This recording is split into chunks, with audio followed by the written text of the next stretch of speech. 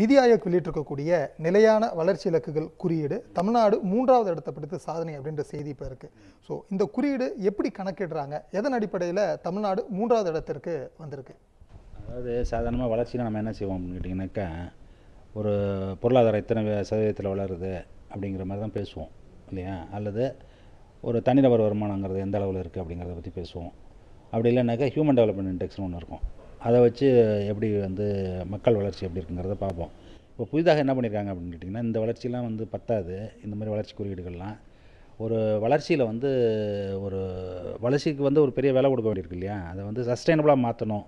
வளர்ச்சி இப்போ காலச்சூழல் என்னது சுற்றுச்சூழல் அதோடலாம் ஏய்ந்து நம்ம வளரணும் அப்படிங்கிற ஒரு புதிய கருத்தாக்கம் வந்ததுக்கப்புறம் இந்த யுஎன்டிபி என்று சொல்லக்கூடிய சர்வதேச அனைத்து நாடுகளுக்கு உண்டான வளர்ச்சி அமைப்புன்னு ஒன்று இருக்குது, யுனைடெட் நேஷன்ஸ் டெவலப்மெண்ட் ப்ரோக்ராம்ட்டு. அவங்க என்ன பண்ணாங்கன்னு கேட்டிங்கன்னா, இந்த எஸ்டிஜி அப்படின்னு சொல்லி சஸ்டைனபிள் டெவலப்மெண்ட் கோல்ஸ் அப்படின்னு சொல்லி இதை நம்ம அடையணும் அப்படின்னு சொல்லி ஒவ்வொன்றுக்கும் ஒரு இலக்கு நிர்ணயித்தாங்க.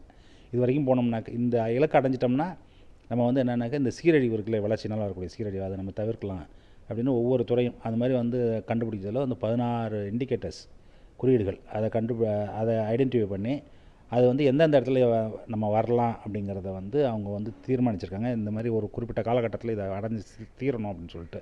அப்போது அந்த பயணத்தில் நம்ம எங்கே இருக்கிறோம் அப்படின்னு அதை பற்றி அப்பப்போ எவாலுவேட் பண்ணி பார்க்குறது தான் இந்த எஸ்டிஜி ரிப்போர்ட்னுடைய வேலை. இப்போ இது 4வது சுற்று. ஏன்னா இது ஃபஸ்ட்டு 2018 பண்ணது. இப்போ 2024 4வது சுற்றுக்கு வந்திருக்கிறோம். இதில் ஒவ்வொரு காலகட்டத்திலையும் எப்படி நம்ம வளர்ந்துக்கிட்டு வர்றோம் அப்படிங்கிறத இது கண்டுபிடிக்க மெஷர் பண்ணி சொல்லுது. அதில் ஒரு இலக்கு பார்த்திங்கனாக்கா இப்போ வறுமையை ஒழித்தல், 2வது பசி இல்லாமல் இருத்தல், 3வது நல்ல விதமான ஆரோக்கியத்தோடு வாழ்கிறது, அதுக்கப்புறம் பாலின சமத்துவம், அது ஒரு வேரியபிள், அப்புறம் குடிதண்ணீர் சுகாதாரமான குடிதண்ணீர் வழங்குறது, அதுக்கப்புறம் ஒரு இது இருக்குல்ல எனர்ஜி கட்டுப்படி ஆகக்கூடிய விலையில் க்ரீன் எனர்ஜின்னு என்ன சொல்கிறதுன்னு கேட்டிங்கனாக்கா, புதுப்பிக்கத்தக்க எனர்ஜி இருக்குல்ல, சூரிய ஆற்றலேருந்து எடுக்கிறதா இருக்கலாம், இல்லை காற்றுலேருந்து எடுக்கிறதா இருக்கலாம், அதெல்லாம் இருந்ததுன்னா புதுப்பிக்கத்தக்க எனர்ஜி அது எவ்வளோ தூரத்துக்கு நம்மளால் அச்சீவ் பண்ண முடியும். இப்போ தமிழ்நாடு எடுத்திங்கன்னா கிட்டத்தட்ட 50% இதுக்கு வந்திருக்கோம், புதுப்பிக்கத்தக்க எனர்ஜிக்கு வந்திருக்கோம். இப்போ அதெல்லாம் ஒரு பெரிய இண்டிகேட்டர் நம்ம இதுக்கு வந்திருக்கோன்ட்டு. இப்போ அதுபோல் வரிசையாக சொல்லிட்டே போகிறோம். இந்த மாதிரி பார்த்தோம்னா மொத்தம் 16 இலக்குகள் இருக்குது. அதில் தமிழ்நாடு எங்கே இப்படி இந்த இடத்துக்கு வந்திருக்கு அப்படின்னு நீங்கள் பார்த்தீங்க அப்படின்னு சொன்னால், பல இலக்குகளில் 1வது இடத்துலேருந்து 2வது இடமோ 3வது இடமோ 4வது இடமோ அப்படி வந்திருக்கிறோம். அதுமாதிரி வரும்போது எல்லாத்தையும் மொத்தமாக வச்சு பார்க்கும்பொழுது என்னென்னு கேட்டிங்கன்னா, இப்போ உத்தரகாண்டும் கேரளாவும் தான் முதல் இடம். அது 2 முதல் இடத்துல தான் நமக்கு என்ன செய்கிறாங்க அப்படின்னு கேட்டிங்கன்னா, நமக்கு 3வது இடம், 1 2 அவங்களுக்கு 2 கொடுத்துட்டு நமக்கு 3வது இடம்னு சொல்கிறோம். ஸ்கோர் படி பார்த்தோம்னா நம்ம 2வது இடத்துல இருக்கிறோம். இதில் ரொம்ப நம்ம கவனத்தில் கொள்ள வேண்டிய விஷயம் அப்படின்னு பார்த்திங்கன்னா, இந்தியாவிலேயே வறுமையை ஒழித்தது அப்படிங்கிறதுல மிக முதல் இடத்துல இருக்கிறது தமிழ்நாடு. அந்த ரேங்க் படி பார்த்திங்க அப்படின்னு சொன்னிங்கன்னா தமிழ்நாடு தான் முதல் இடத்துல இருக்குது. இதுக்கு காரணமாக அமைந்திருக்கக்கூடிய அரசின் திட்டங்கள் என்னென்னு நம்ம பார்க்க முடியும்? அரசினுடைய திட்டங்களை நீங்கள் தனித்தனியாக பார்க்குறத விட பொதுவாக நீங்கள் என்ன தெரிஞ்சுக்கணும் அப்படின்னா, தமிழ்நாடை பொறுத்த வரைக்கும் கடந்த 100 வருஷமாக சமூக நீதி பயணம் அப்படிங்கிறத நம்ம போயிட்டுருக்கோம் இல்லையா, அதை தான் ட்ராவல் பண்ணுறோம். எந்த திட்டம் வகுத்தாலும் சரி அந்த சமூக நீதிக்குள்ளே வருது அப்படிங்கிறதான் பார்ப்போம் நம்ம. இப்போ நீங்கள் சொல்கிறீங்க என்னன்னு கேட்டிங்கன்னா, பெண்களுக்கு இவ்வளோ திட்டங்களை வகுத்துருக்காங்க, எல்லா சமூக நிலைநாட்டுவதற்கான ஒரு செயல் திட்டம் தான் அது எல்லாமே. இப்போ அப்படி பார்த்தோம்னு சொன்னோம்னா, கல்வியை எல்லோருக்குமாக ஆக்கியது, வேலைவாய்ப்பில் நிறைய பேருக்கு பங்களிப்பது அப்படிங்கிறது, வளர்ச்சியை ஜனநாயகப்படுத்துவது, இதெல்லாம் பண்ணும்பொழுது பொருளாதாரம் வளரும்போது என்ன கேட்டிங்கன்னா, இந்த பொருளாதார வளர்ச்சியினுடைய பலன் எல்லாருக்கும் போய் சேரும். அதுமாதிரி சேரும்பொழுது என்ன செய்வாங்க கேட்டிங்கன்னா, அவன் வாழ்க்கை சிறக்கிறது தான் நம்ம இப்போ என்ன பண்ணுறோம், அளவுகோல் எடுத்துருந்து நித்தி ஆயோகில் வச்சுட்டு என்ன பண்ணுறான், ஒரு ஸ்கேல் எடுத்துகிட்டு அளந்து பார்க்குறான், நீ எங்கே இருக்க நான் எங்கே இருக்கேன்ட்டு. அதுக்கு நித்தி ஆயோக் ஒன்றும் நமக்கு தனியாக பணம் கொடுக்குறதில்ல. எதுக்கு? இதுக்கு வறுமையை ஒழிக்கிறதுக்கும் அதுக்கெல்லாம் ஒன்றும் பணங்கள்லாம் கொடுக்குறதில்ல.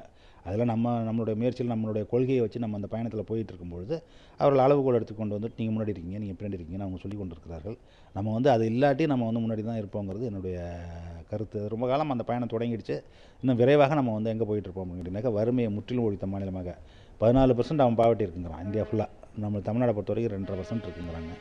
அது இப்போ சிறப்பு திட்டம் ஒன்று போட்டிருக்கோம். என்ன அப்படின்னு கேட்டிங்கன்னா, எந்த ஊர்லேயும் எந்தெந்த கிராமத்துலேயும் யார் எந்த குடும்பம் வறுமையில் இருக்குங்கிறத கண்டறிந்து அவர்களை வறுமையிலேருந்து மீட்பது அப்படிங்கிறது 2 ஆண்டுகளில் மீட்கிறது அப்படிங்கிறது முதலமைச்சர் அதுக்கு தனியாக ஒரு திட்டம் தீட்டி அது திட்டம் செயல்படுகிறது. அடுத்த சுற்றுலா பார்த்திங்க அப்படின்னாக்கா, வறுமையை முற்றிலுமாக ஒழித்த மாநிலமாக தமிழ்நாடு வருவதற்கு எல்லா சாத்தியக்கூறுகளும் இருக்கிறது. பொதுவாக இந்த தென் மாநிலங்கள், அதுக்கப்புறம் மேற்கு மாநிலங்களுக்கும் வட மாநிலங்களுக்கும் இருக்கக்கூடிய வேறுபாடு அப்படிங்கிறது வளர்ச்சியில் இருக்கக்கூடிய வேறுபாடு.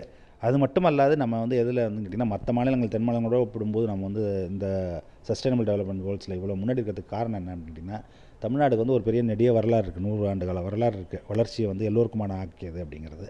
கேரளாலையும் அதே மாதிரி ஆகிருக்கு. அந்த 2 மாநிலங்கள் தான் அதனால தான் வந்து இதில் வந்து முன்னணியில் இருக்கின்றன. ஏன்னா அது வெகு விரைவில் இந்த 2 மாநிலங்கள் தான் போய் எதை தொடங்கினாக்கா இலக்கை எட்டிய மாநிலங்கள் அப்படின்னு சொல்லக்கூடிய ஒரு நிலைக்கு வருவதற்கு அவருக்கு தான் நிறைய வாய்ப்பு இருக்கிறது. உடனுக்குடன் செய்திகளை தெரிந்து கொள்ள சன் நியூஸ் பெல் ஐகானை கிளிக் பண்ணுங்க.